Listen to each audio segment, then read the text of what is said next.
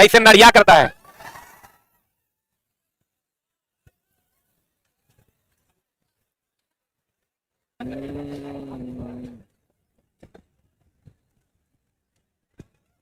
अरे हाथ कुछ हिला रहा है रे पगला।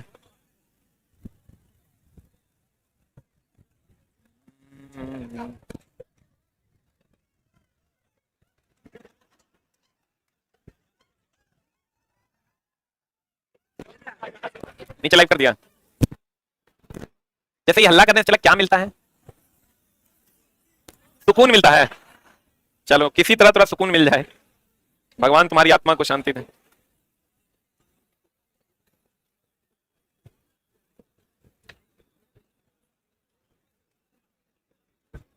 सभी लोग पेन कॉपी लेकर रेडी हो जाइए।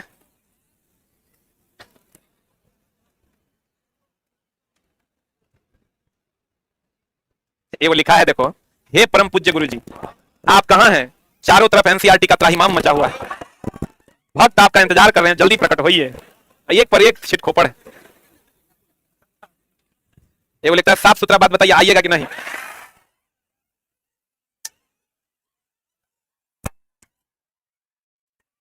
साफ सुथरा बात बता रहे हैं कि हम आ गए हैं।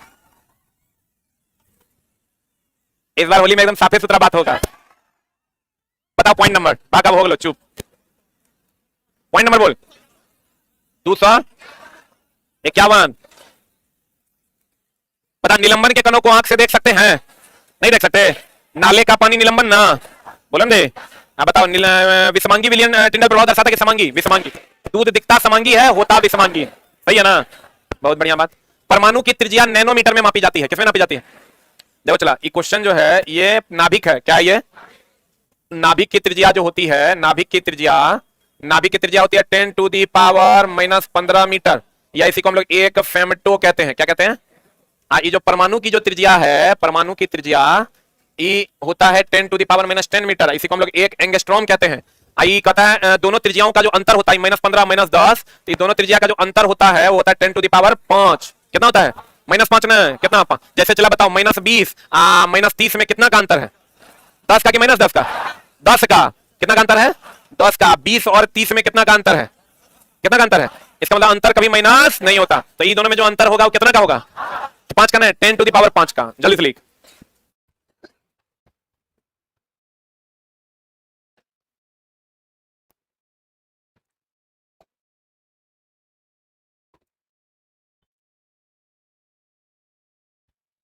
कृपया आपस में बात ना करें, पकड़े जाने पर आप दंड के पात्र होंगे। हो गया? दोनों की त्रिज्याओं में अंतर 10 टू दी पावर 5 का।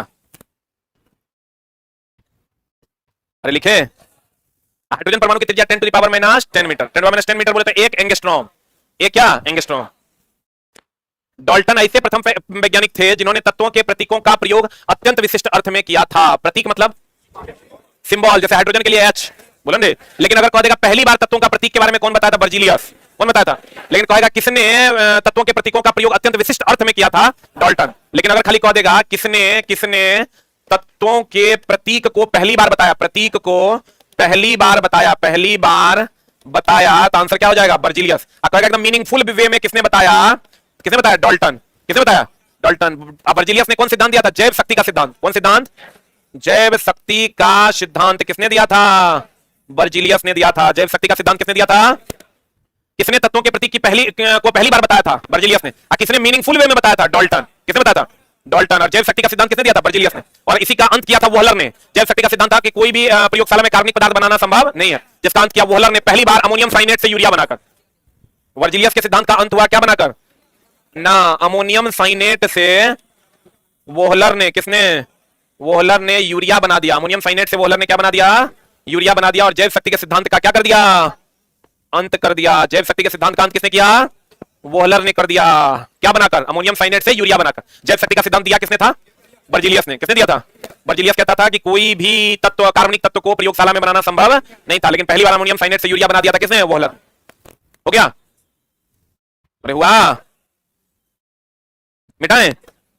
यानी जैव शक्ति के सिद्धांत का अंत किसने किया था? वोहलर ने। अगर तत्व के प्रतीक का सुझाव सर्वप्रथम किसने दिया था? बर्जीलियस। लेकिन मीनिंगफुल वे में तत्व के प्रतीकों को रिप्रेजेंट किसने किया था? किसने किया था? डाल्टन। एवोगाड्रो नंबर के बारे में तो पता होगा। किसी भी तत्व के लिए हम जो 1 मोल लेते हैं, चला कितना लेते हैं? एक मोल जो होता है, एक मोल बराबर होता है 6.022 इंटू 10 टू द पावर 23 परमाणु, अणु या क्या आयन। तो इसी को हम लोग कहते हैं एवोगाड्रो नंबर। क्या कहते हैं चला इसी को, क्योंकि इसका खोज कौन किया था? एवोगाड्रो ने किया था, इसलिए इसको हम लोग एवोगाड्रो संख्या के नाम से जानते हैं। और यही बराबर होता है, एक मोल बराबर हो जाता है 22.4 लीटर के। किस पर? एनटीपी एसटीपी पर, एनटीपी एंड एसटीपी पर, नॉर्मल टेम्परेचर एंड प्रेशर और स्टैंडर्ड टेम्परेचर एंड प्रेशर पर, नॉर्मल टेम्परेचर एंड प्रेशर और स्टैंडर्ड टेम्परेचर एंड प्रेशर पर। इसकी खोज कौन किया था? एवोगाड्रो, इसलिए इसको कौन नंबर कहते हैं? एवोगाड्रो संख्या के नाम से जानते हैं। बढ़े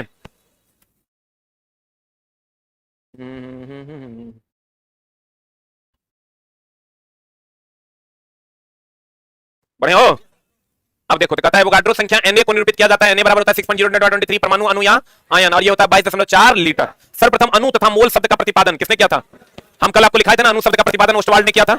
आप परमाणु शब्द को डेमोक्रिट्स ने दिया था, बोलन दे। लेकिन आप जानिए कि सर्वप्रथम अणु तथा मोल शब्द दोनों, अणु और कौन? मोल, दोनों शब्द का प्रतिपादन किसने किया था? William Ostwald. किसने किया था?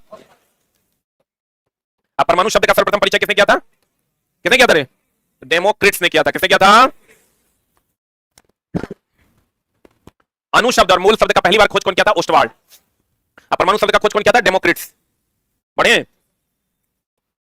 परमाणु अविभाज्य न होने का प्रमाण स्थिर विद्युत तथा विद्युत चालन की स्थिति से मिलता है। ध्यान रखिएगा, परमाणु अविभाज्य है ये पहली बार किसने कहा था? डाल्टन ने। परमाणु अविभाज्य है ये किसने कहा था? डाल्टन ने। परमाणु विभाज्य है ये किसने कहा? रदरफोर्ड ने। परमाणु विभाज्य है, परमाणु विभाज्य है ये बात किसने कहा था मेरी जान? रदरफोर्ड ने। किसने कहा था? परमाणु अविभाज्य है ये बात किसने कही थी? डाल्टन ने। परमाणु विभाज्य है ये बात किसने कही? रदरफोर्ड ने। लिखे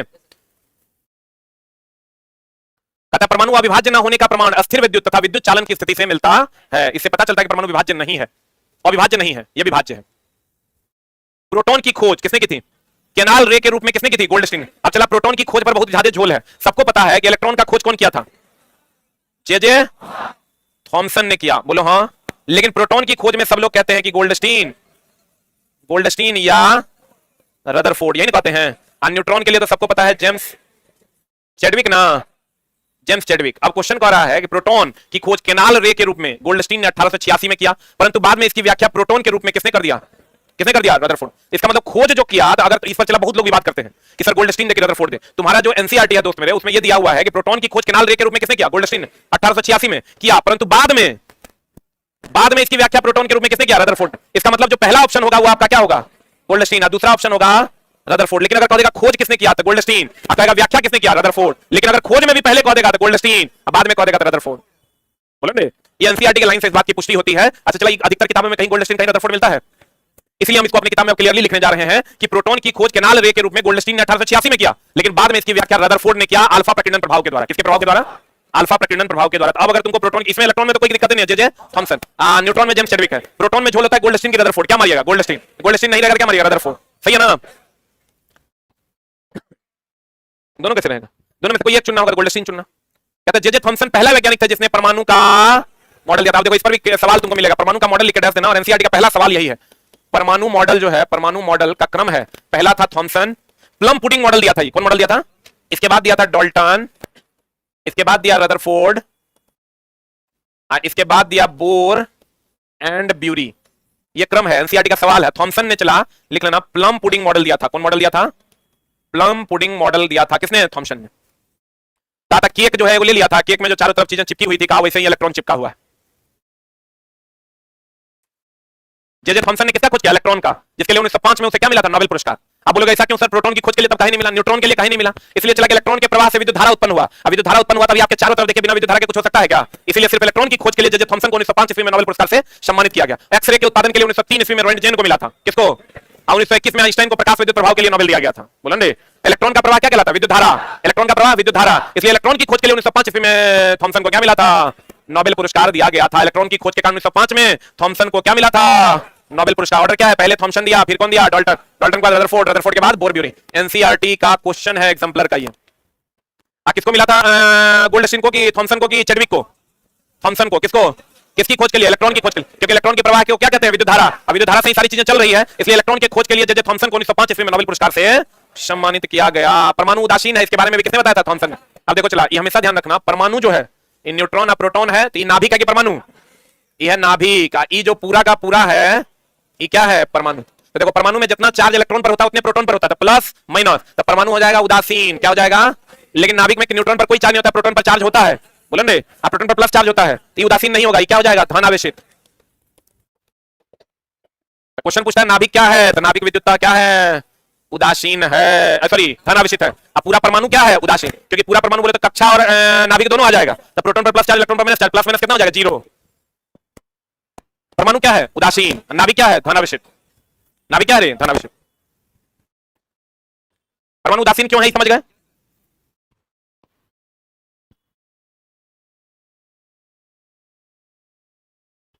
रदरफोर्ड को नाभिकीय भौतिकी के जनक कहते हैं, क्योंकि भैया रदरफोर्ड ही ना नाभिक का खोज किया था।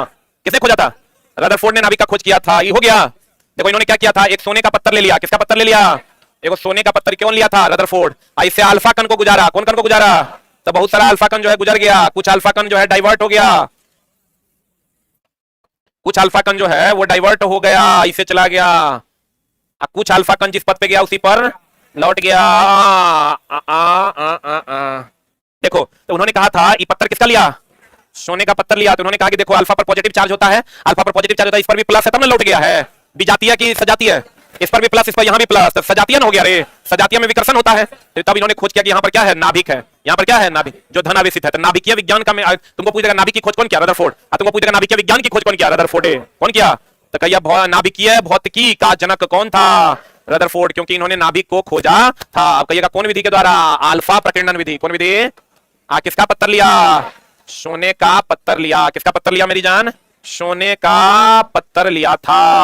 और किसका खोज कर डाला था? नाभिक। कभी कभी नाभिक नहीं देखे न्यूक्लियन देता है, तो क्या बात है? न्यूक्लियन या नाभिक की बात करें मतलब न्यूट्रॉन प्लस प्रोटॉन।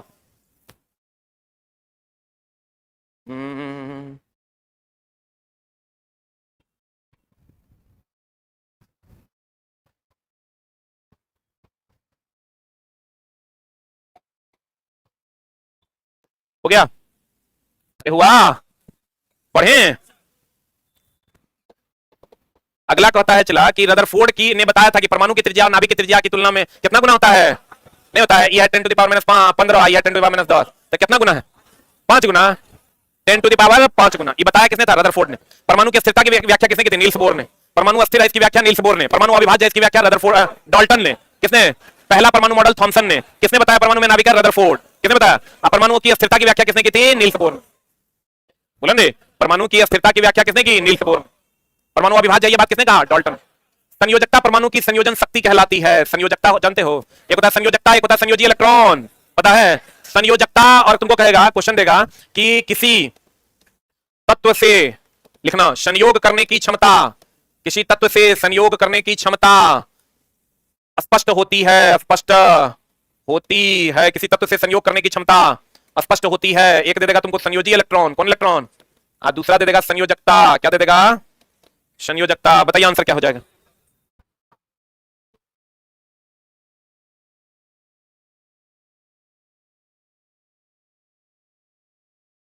F5 की वैलिडिटी बढ़वा देते हैं। चला F सब बढ़ गया है, पता नहीं तुम्हारा नहीं बढ़ा है क्यों?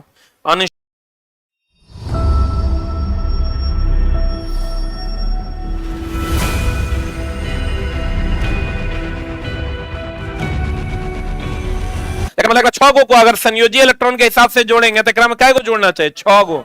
लेकिन इसकी संयोजकता निकालिएगा तो 8 में 6 गया कितना? 2। तो देखो 2 को जोड़ा है कि नहीं जोड़ा है? इसका मतलब किसी तत्व से संयोग करने की क्षमता को संयोजकता कहते हैं, और उसको संयोजकता के द्वारा दिखाते हैं, ना कि संयोजी इलेक्ट्रॉन के द्वारा। किसके द्वारा? संयोजी इलेक्ट्रॉन की संयोजकता।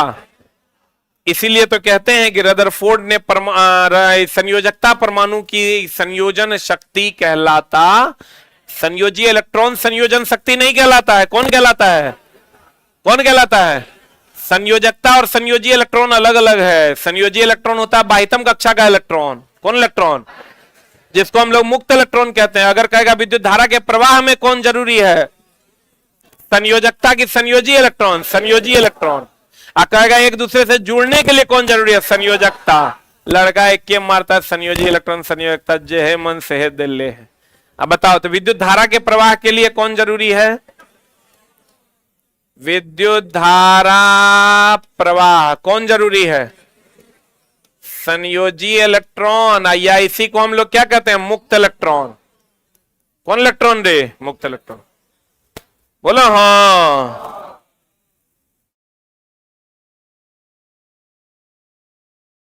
लेकिन एक दूसरे से जुड़ने के लिए क्या जरूरी है? दो तत्व जुड़ते हैं किसके द्वारा? दो तत्व जुड़ते हैं किसके द्वारा? संयोजकता के द्वारा। अणु, परमाणु, संयोजी इलेक्ट्रॉन, संयोजकता, ये सब अलग अलग बात होता है चला। लेकिन बच्चा जो है एक जैसा ट्रीट तब तक करता है जब तक उसको जान नहीं पाता है।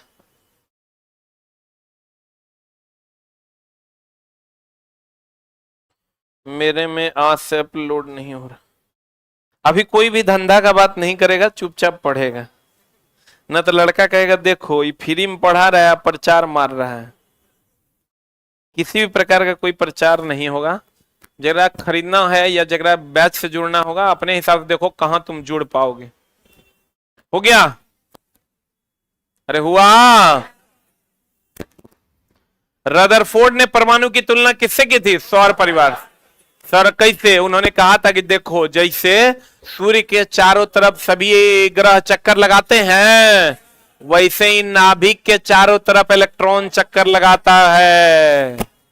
बोलो रे, ये इलेक्ट्रॉन, प्रोटॉन, न्यूट्रॉन, इस सब के बारे में, नाभिक के बारे में कौन बताता? रदरफोर्ड। तो वही ना कहेगा कि ये जो परमाणु है वो सौर परिवार के जैसा है। जैसे सौर परिवार में सूर्य के चारों तरफ ग्रह चक्कर लगाता है, वैसे यहां भी नाभिक के चारों तरफ कौन चक्कर लगाता है? इलेक्ट्रॉन। तो भैया बताओ डाल्टन कैसे कहेगा? डाल्टन ने कहा था ये अविभाज्य है, तो अविभाज्य है तो कह पाता कि नाभिक के चारों ओर इलेक्ट्रॉन चक्कर लगाता है?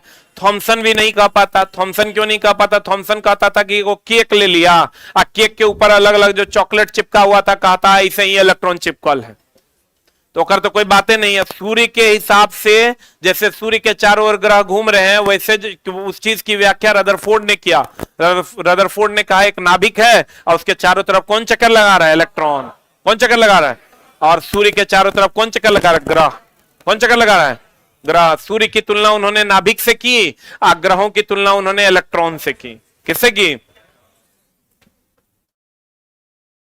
फिर कहता है रॉबर्ट हुक। देखो चला, ये मृत और जीवित कोशिका का जो झोल है इसको बढ़िया से एक लाइन में क्लियर कर लो। रॉबर्ट हुक कॉर्क से मृत तथा ल्यूवेनहॉक तालाब से जीवित कोशिका का खोज किया था। कि जब क्वेश्चन आता तो अटर पटर मार देता है बच्चा। रॉबर्ट हुक जो है किससे? कॉर्क से मृत कोशिका का खोज किया। बोले मैं नहीं करेगा।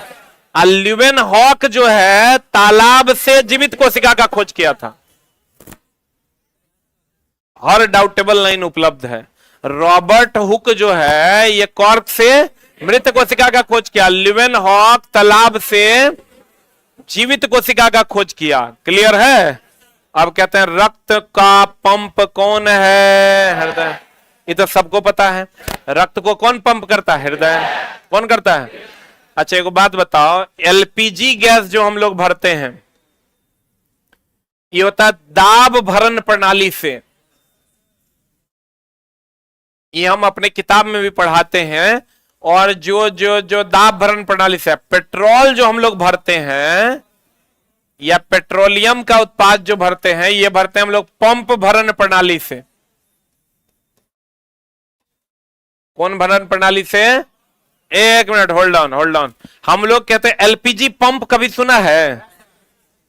बोलो रे, एलपीजी पंप कभी सुना है? तो एलपीजी जो है दाब भरण प्रणाली से तुम लोग जाता है, चला वहां क्या बोलते हैं उसको, गैस वाला के दुकान के पास, क्या करता है बड़का सिलेंडर को उल्टा देता है और उल्टा के high pressure to low pressure में चला जाता है। ओकरा में हाई प्रेशर, नीचे लो प्रेशर। तो भैया एलपीजी जो है high pressure to low pressure दाब भरण प्रणाली से। और पेट्रोलियम जो है पंप पर जाते हैं, उसमें मोटर लगा के खींच के तब भरा जाता है, तो पेट्रोल पंप होता है, जबकि एलपीजी पंप नहीं होता। लिख लो जल्दी से।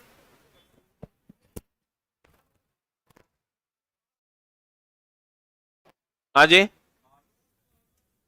क्वार्क नहीं जानते हो रे? सबसे बढ़िया एकॉस्टिक है वो, ध्वनि अवशोषक पदार्थ है। हो गया? रक्त का पंप कौन है? हृदय करता है। कौन हमें कभी आराम नहीं करता है? हृदय। ये सब सरल क्वेश्चन है, सब जानता होगा। हृदय आराम करेगा, तू आराम कर लेगा। प्लाज्मा झिल्ली केंद्रक कोशिका द्रव्य सभी कोशिका का प्रमुख अवयव है। कोशिका झिल्ली को वर्णात्मक पारगम्य झिल्ली भी कहते हैं। कोशिका झिल्ली का दूसरा नाम क्या है? वर्णात्मक पारगम्य झिल्ली कहते हैं। जल के अणुओं की गति जब वर्णात्मक पारगम्य झिल्ली द्वारा हो तो उसे क्या कहते हैं? परासरण। क्या कहते हैं? चला, परासरण मतलब सटके हुए का, सटके का फूलना। जैसे किशमिश, जैसे क्या चला, छोहाड़ा। अब इसमें भी है चला अल्प परासरण, सम परासरण, अति परासरण। परासरण कितने प्रकार का? 3 प्रकार।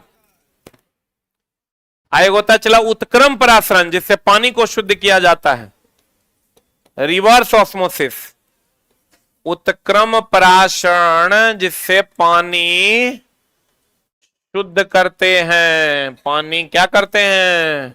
शुद्ध करते हैं, जिसको हम लोग रिवर्स ऑस्मोसिस के नाम से जानते हैं।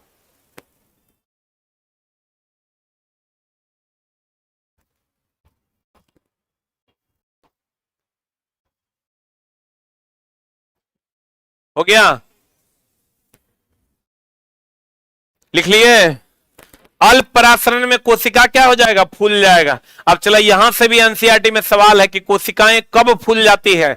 जब बाहर की सांद्रता अधिक और अंदर की सांद्रता कम होती है, तब कोशिकाएं फूल जाती है, क्योंकि बाहर से अंदर जल का क्या होने लगता है? प्रवाह। ये एनसीईआरटी का सवाल है। क्या सवाल है? कि कोशिकाएं, लिखना, कोशिकाएं फूल जाती है, कोशिकाएं फूल जाती हैं जब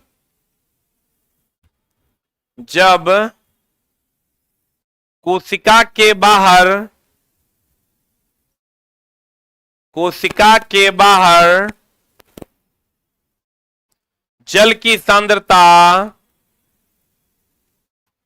जल की सांद्रता अधिक होती है और अंदर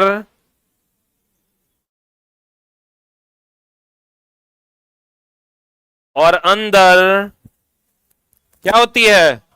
कम होती है। क्या होता है? चला, अधिक सांद्रता से कम सांद्रता में इसका क्या हो जाता है? प्रवाह हो जाता है। अधिक सांद्रता से किसमें? कम सांद्रता में जल का प्रवाह हो जाता है, जिसके कारण कोशिका क्या हो जाती है? फूल जाती है। बोलो ना रे। अल्प परासरण में कोशिकाएं क्या हो जाती है? फूल जाती है।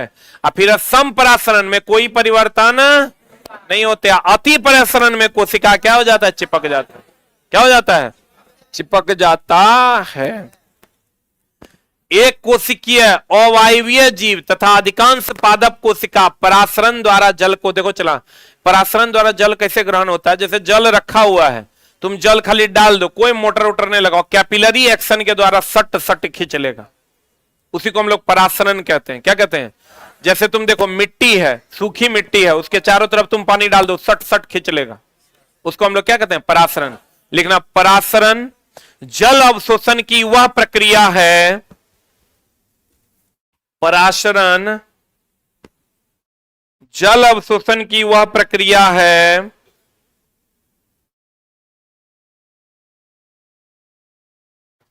जिसमें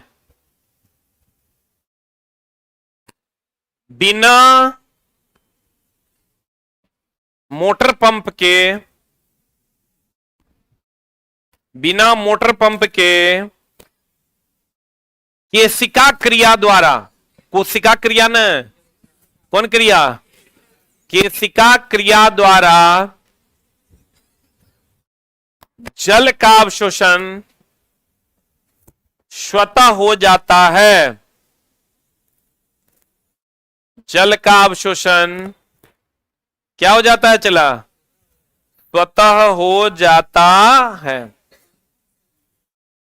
अब बताओ चला, एक कोशिकीय अवायवीय जीव अधिकांश पादप कोशिका, कौन कोशिका, किस विधि द्वारा जल ग्रहण करते हैं, पराशरण द्वारा। किस विधि द्वारा, यही अगर उत्क्रम पराशरण हो जाएगा तो हम कहेंगे पानी का शुद्धिकरण होता है किसके द्वारा, उत्क्रम पराशरण के द्वारा। किसके द्वारा, अब पानी अपने आप खिंचा जाता है किसके द्वारा, पराशरण के द्वारा। किसके द्वारा, पराशरण। कहीं पर भी पानी रहेगा, जैसे जड़ क्या करता है, चला पानी खींच लेता है कि नहीं, यह विधि कौन विधि है, पराशरण। अब कहता है प्लाज्मा झिल्ली लचीली होती है, जो किसका किसका, लिपिड और प्रोटीन का मिश्रण। लिपिड एक प्रकार का क्या है, वसा है। लिपिड एक प्रकार का क्या है, वसा। अब प्रोटीन से एमिनो अम्ल का निर्माण होता है, एमिनो अम्ल से उत्तक का, उत्तक से अंग का। उत्तक समान होते हैं कि असमान होते हैं, उत्तक समान होते हैं जबकि अंग असमान होते हैं। ये क्लियर है ना, ये भी क्वेश्चन तुरा एनसीईआरटी में मिलेगा। उत्तक क्या होते हैं, लिख लो, उत्तक जो है वो कैसे होते हैं, समान।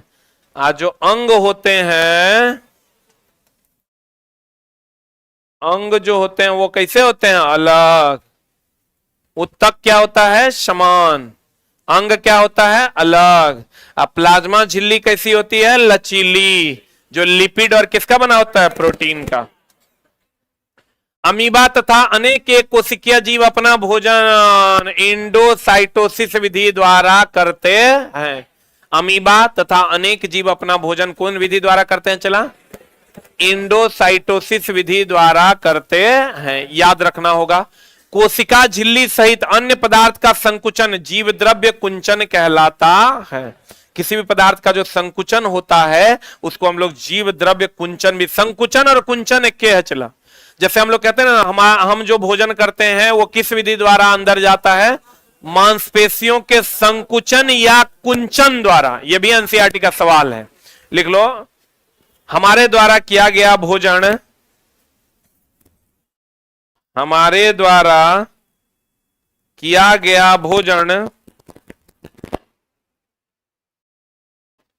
संकुचन या कुंचन विधि द्वारा, हमारे द्वारा किया गया भोजन मांसपेशियों के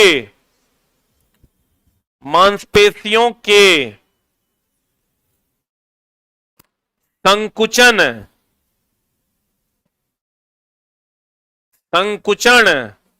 या कुंचन या क्रमानुकुंचन, बोर्ड पर लिखा हुआ है,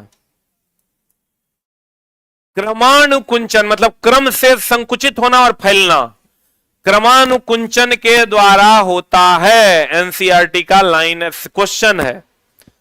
हम जो भोजन करते हैं या वो किसके द्वारा जाता है अंतर, संकुचन, कुंचन या क्रमानुकुंचन। मतलब इसका मतलब होता है फैलना और सिकुड़ना। इसीलिए सोए सोए भी खा लेते हैं, खड़े खड़े भी खा लेते हैं। लेकिन चला अगर अगर अगर अगर हम बात करें वहां कहा, अंतरिक्ष में तो जी का मान 0 होता है, जी का मान 0 होता है, तो वहां भी कहेगा कि भोजन हम कैसे कर पाते हैं, क्रमानुकुंचन के द्वारा, मांसपेशियों के संकुचन और क्रमानुकुंचन के द्वारा। क्योंकि भैया भोजन को ग्रेविटी से कोई लेना देना नहीं है। अगर भोजन को ग्रेविटी से लेना देना होता तो हम खाली खड़े खड़े खा पाते या बैठे बैठे खा पाते, सो के नहीं खा पाते। लेकिन हम लोग सो कर भी क्या करते हैं, खा लेते हैं। ऐसे कुछ भी डाल लीजिए मुंह में, सो जाइए, यही है क्रमानुकुंचन। बोलन रे, तो कहते हैं कोशिका झिल्ली, कौन झिल्ली, सहित अन्य पदार्थों का संकुचन जीव द्रव्य कुंचन कहलाता है। और अमीबा कौन विधि द्वारा भोजन करती है, एंडोसाइटोसिस विधि द्वारा भोजन करती है। हम बोले थे कौन ऐसा है जो अमाशय से भोजन बाहर निकालकर फिर खाता है, स्टारफिश।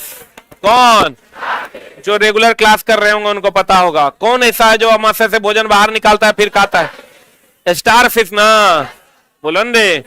कौन ऐसा है जो भोजन को पहले सड़ाता है फिर खाता है, कवक।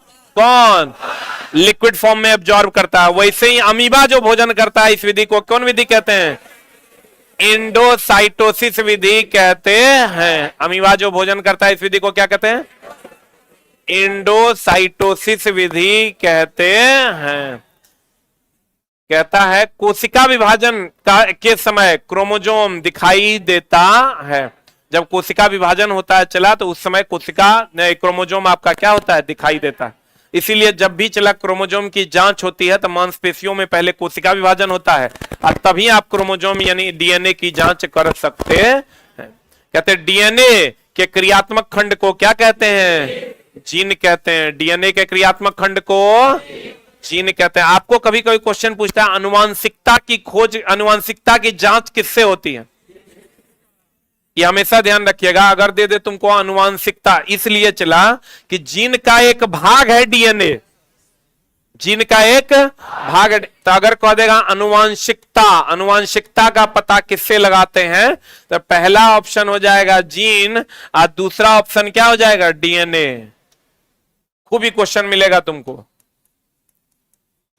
ये फर्स्ट आंसर की सेकंड आंसर, आइए सेकंड आंसर। अनुवांशिकता की खोज किसने की थी, किससे द्वारा होती है, जीन के द्वारा। जीन का ही कहते हैं डीएनए का क्रियात्मक खंड कौन है, जीन। जीन नहीं रहेगा तब क्या मारिएगा, डीएनए। नहीं कहते हैं इसका डीएनए खराब है, डीएनए ठीक है, तो डीएनए से ही उसके वंश का पता चलता है, अनुवांशिकता का पता चलता। और चला डीएनए सबका अलग अलग होता है, अरबों लोग हैं तो अरबों लोगों में किसी का भी डीएनए एक दूसरे से मैच नहीं करेगा। अगर मान लो कहीं पर तुम खून कर दिया और तुम्हारा बाल गिर गया या कुछ भी ऐसा गिर गया जिससे डीएनए सैंपल लिया जा सकता है, तो उस डीएनए के जैसा दूसरे का डीएनए हो ही नहीं सकता पूरे विश्व में, न किसी जीव का और न किसी मानव का। इसलिए देखना जब भी जांच होती है तो किसके द्वारा होती है, डीएनए। मतलब हम ये कह सकते हैं कि डीएनए सभी जीव का अलग अलग होता है, कभी भी दो जीवों का डीएनए समान नहीं हो सकता। इसीलिए देखता तुम कभी कोई क्राइम स्थल पर जो है लोगों को ना जाने की सलाह दी जाती है, कहता है पुलिस आएगा ना तभी जाइएगा, तो पुलिस आएगा तब जाइएगा, मतलब चला वो वहां पर वो चीजें कलेक्ट करने की कोशिश करता है जिससे खूनी का डीएनए जांच किया जा सके। बहुत आसान है, डीएनए जांच अगर हो जाएगा और जिस जिस पर शक होगा उस सबको उठा लेगा और उस सबका डीएनए जांच कर लेगा, जगह डीएनए पकड़ा जाएगा तो सीधे सजा है मौत, कहीं बचने वाला कोई झोल नहीं है। हाँ लेकिन अगर वही बात साबित, वकील ये ऐसा चीज है चला जो तुम्हारे किसी भी बात को साबित करने के लिए वो तैयार रहता है।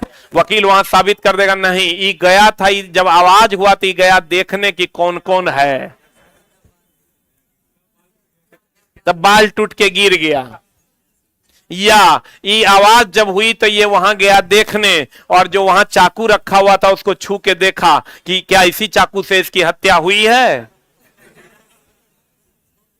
तो ये चला वकील साहब जो है, वकीले ऐसा आदमी है जो तोरा गलत करने पर तो हर साथ देगा इस धरती पर और कोई नहीं है। तो कहते हैं बस खाली भगवान से मनाना चला सब कुछ हो, वकील के चक्कर में ना पड़े, ना तो तेरा फाइल खरीदवा के 5 कट्ठा जमीन बेचवा देगा। वो जो लड़का लोग जो एनटीपीसी वाला में पकड़ाया था ना, अरे इस बार वाला आंदोलन नहीं, पिछले बार वाला आंदोलन में 5-6 को लड़का पकड़ाया था, तो पकड़ाया तो जेल में लेके गया, वो लोग को जेल में गया तो हम लोग उसका जो है जो 2-3-4 वकील थे उसको वो बोला कि नहीं नहीं नहीं बाप रे बच्चा सब पकड़ाया है आंदोलन में, हम 1 टका नहीं लेंगे, $1 नहीं लेंगे। हम लोग को लगा हाँ कितना बढ़िया वकील है, ये कह रहा है 1 टका नहीं लेंगे। तो आप चला हम बोले ठीक है यही जो है केस लड़ेगा, केस लड़ेगा। चला तो समझो कि जैसे गए तब बोला 200 टका की फाइल खरीद लीजिए, 100 के फाइल ले लीजिए, 300 के फाइल ले लीजिए। साला फाइल खरीदते खरीदते होगा 1.5 लाख चल गया। 30 की 35,000 टका हम उसको दिए खाली फाइल खरीदते खरीदते। एक बार हम गए वो केस के सिलसिले में, तो वो कहता है एगो आदमी को, हमको नहीं बोला, एगो आदमी को बोलता है वकील साहब कुछ खर्चो देना पड़ेगा। तो वकील साहब कहते हैं कि ना ना अभी आपका केस का पहले ट्रायल ना है। बोला हाँ अच्छा अभी केस तो चलेगा ना, हमको नहीं चाहिए बाबा को 500 दे दीजिए, 300 टका वो फाइल वाला को दे दीजिएगा। है वो चलवा जो है बार बार फाइल ढोता है, 500 को दे दीजिए। अरे साला 500 500 1000 3 1300। अब वकील साहब अभी नहीं लिए हैं, वकील साहब बाद में लेंगे। बोले अरे छोटा चोर वकील कहेंगे एकदम। चला समझो वकील के चक्कर में तो पढ़ने ने जगरा से लड़ाई होगरा से माफी मांगे केस वापस ले लेना है। कोर्ट तक एकदम नहीं पहुंचे ही भगवान से दुआ करना, न तो वकील साहब गड़बड़ा देते हैं मामला, फाइल बहुत खरीदवाते हैं। कोई काट के नहीं चला देना, नहीं तो पता चला सब वकील मिलके हमारे पे केस कर दिया। अस्पष्ट केंद्रक में केवल क्रोमेटीन पदार्थ होता है, जिसे क्या कहते हैं? वैसा केंद्रक जो स्पष्ट नहीं है, उसमें एक ही पदार्थ होता है क्रोमेटीन, जिसको हम लोग केंद्रकाय कहते हैं। क्या कहते हैं? आज जिस कोशिका में केंद्रक झिल्ली होता है उसे क्या कहते हैं? यूकैरियोटिक। भैया ये दो होता है, एगो प्रोकैरियोटिक, एगो यूकैरियोटिक। प्रोकैरियोटिक मतलब मैच्योर, ज्ञान मैच्योर। अनडेवलप आप कह सकते हैं। प्रोकैरियोटिक की अगर हम बात करें, प्रोकैरियोटिक मतलब अनडेवलप की डेवलप, अनडेवलप। इसके अंतर्गत कौन कौन आता है? नीलहरित शैवाल नाम सुना है? एक होता है यूकैरियोटिक। हम लोग जो है स्तनधारी हैं, हम लोग क्या हैं? यूकैरियोटिक हैं। क्या है हम लोग? ये होता है डेवलप। क्या होता है? चला डेवलप। हम लोग यूकैरियोटिक हैं कि प्रोकैरियोटिक? हम लोग चला यूकैरियोटिक हैं। जितने भी स्तनधारी हैं वो क्या है? यूकैरियोटिक।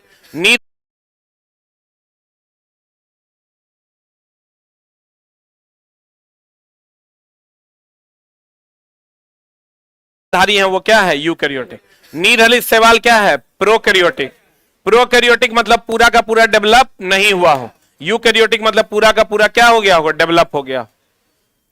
जिस कोशिका में केंद्रक झिल्ली होती है उसे यूकैरियोटिक है, जिसमें केंद्रक नहीं होगा उसे प्रोकैरियोटिक। क्या कहते हैं उसको?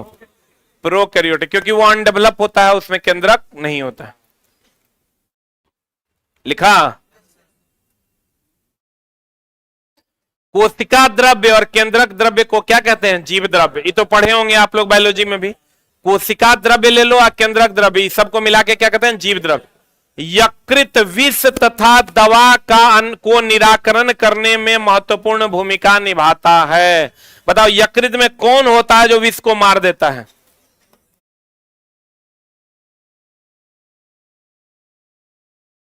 देता है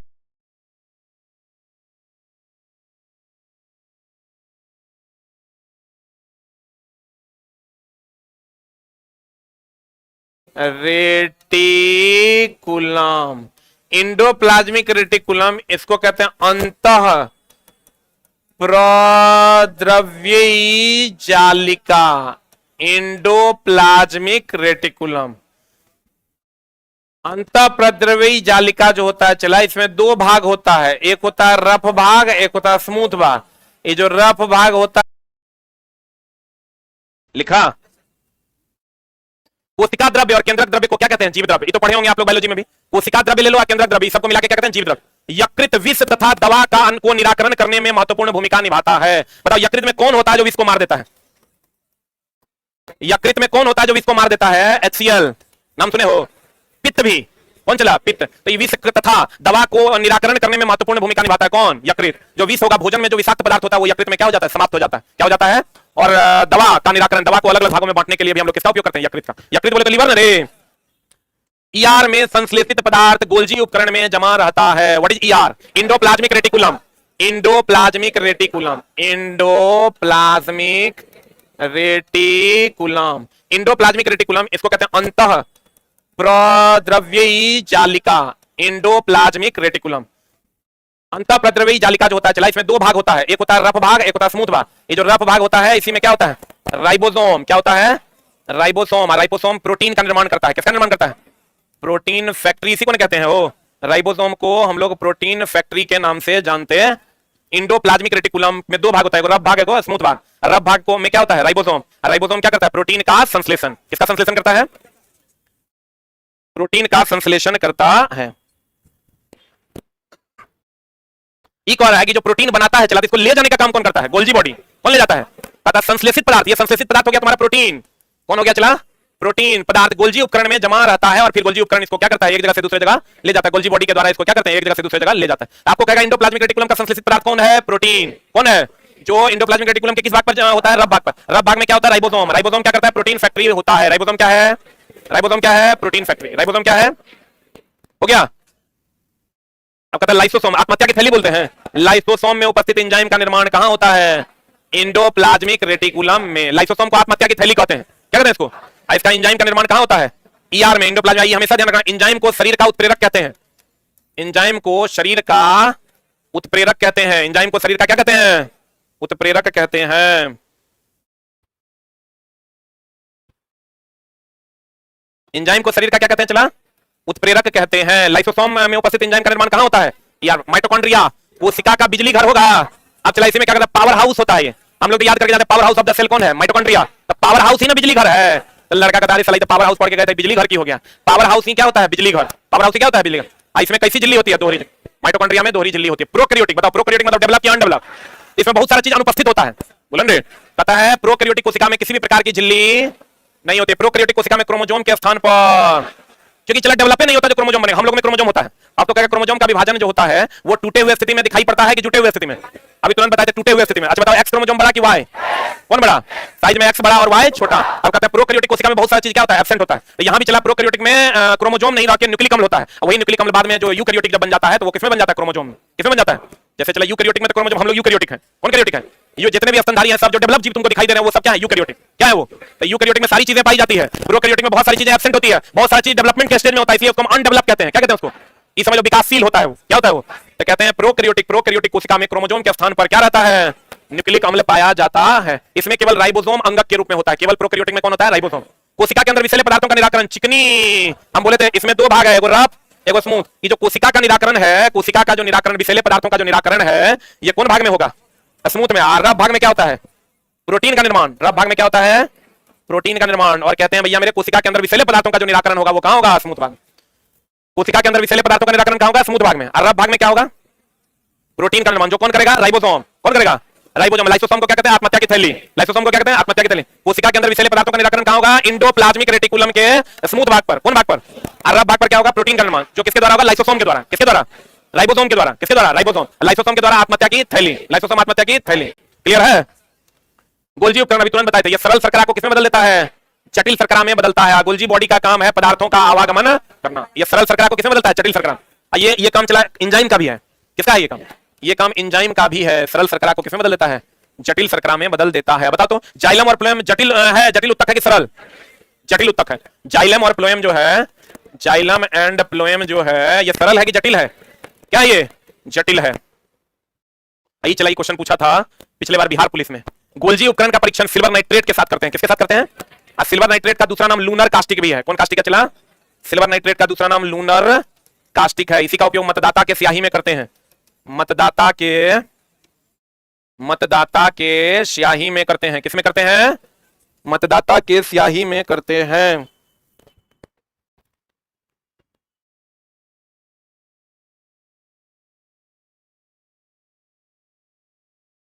स्याही में करते हैं। किसमें करते हैं? मतदाता के स्याही में करते हैं।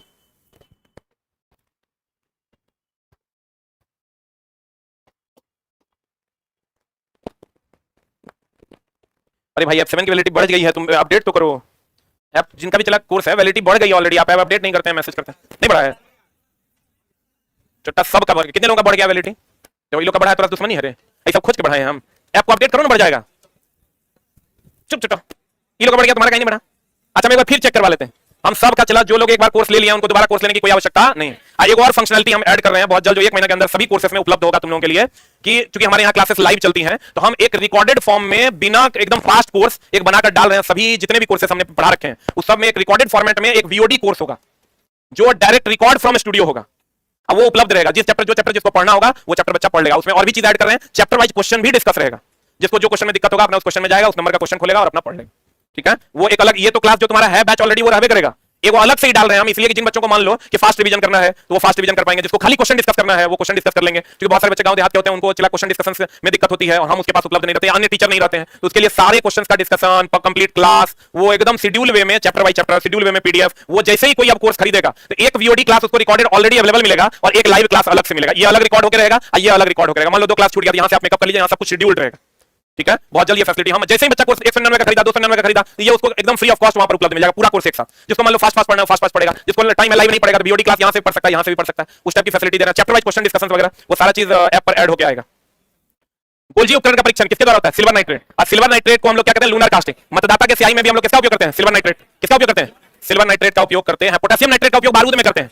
पोटेशियम नाइट्रेट का उपयोग बारूद में करते हैं। रक्त ऑक्सीजन, भोजन, हार्मोन और अपशिष्ट पदार्थों का वहन करता है। रक्त जो है हम लोग क्या कहते हैं? रक्त किसका वहन करता है? ऑक्सीजन। लेकिन अब समझिए, रक्त ऑक्सीजन, भोजन, हार्मोन,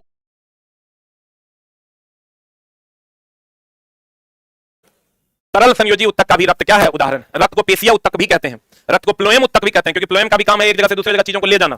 प्लोएम का काम क्या चला? खनिज लवण का संचरण। आई देखो, रक्त का भी काम क्या है? भोजन, हार्मोन और अपशिष्ट का संचरण नहीं करेगा। तो रक्त को प्लोएम भी कहते हैं। रक्त को क्या कहते हैं? प्लोएम भी कहते हैं। और रक्त को पेशिया उत्तक भी कहते हैं। और रक्त तरल संयोजी उत्तक है। खाली संयोजी उत्तक की बात करेगा तो हड्डी। कौन चला? खाली संयोजी उत्तक की बात करेगा तो हड्डी। कहते हैं विभाज्योत्तक उत्तक में रसधानी। रसधानी बोले तो वैक्यूल्स, नाम सुना है? वैक्यूल्स का काम है जल अवशोषण करना। क्या अवशोषण करना? वैक्यूल्स, इसका काम है जल अवशोषण। क्या काम है इसका? जल अवशोषण। तो कहते हैं विभाज्योत्तक उत्तक में रसधानी नहीं होता। विभाज्योत्तक उत्तक के कारण ही क्या होता है? चला मोटापा। मोटापा या यूं कहें वृद्धि जो होता है विभाज्योत्तक उत्तक के कारण नहीं होता है। सेल विभाजन होता है, सेल डिवीजन होता है, जिसके कारण वृद्धि होता है। हो गया? अल्कलन काइमा जो होता है कि भित्ति किसकी बनी होती है? लिग्निन। लिग्निन एक प्रकार का क्या है?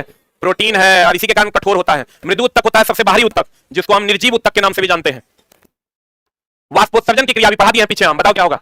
वाष्पोत्सर्जन की क्रिया कहां होती है? रंध्र में। वाष्पीकरण होता है, वाष्पोत्सर्जन। वाष्पोत्सर्जन कहां होता है? रंध्र में। कहां होता है? वाष्पोत्सर्जन होता है रंध्र में। अब वाष्पीकरण किसका होता है? पानी का। किसका? खनिज लवण का संचरण कोशिका क्रिया द्वारा, किसिका क्रिया द्वारा? किस क्रिया द्वारा? रक्त को प्लोएम भी कहते हैं, क्योंकि प्लोएम भी सारी चीजों का वहन करता है, रक्त भी सारी चीजों का वहन करता है। बोलो नहीं? क्लियर है? पक्का? और कोशिका कब फूलेगा? बाहर की सांद्रता ज्यादा और अंदर की सांद्रता कम। तो जल जब बाहर से अंदर की ओर आएगा तो कोशिका क्या हो जाएगा? फूल जाएगा। परासरण में कोशिका फूलवे न करता है, सम परासरण में कुछ होता नहीं। उत्क्रम परासरण के द्वारा जल का शुद्धिकरण होता है। किसके द्वारा? उत्क्रम परासरण के द्वारा जल का शुद्धिकरण होता है। क्लियर है? Thank you very much.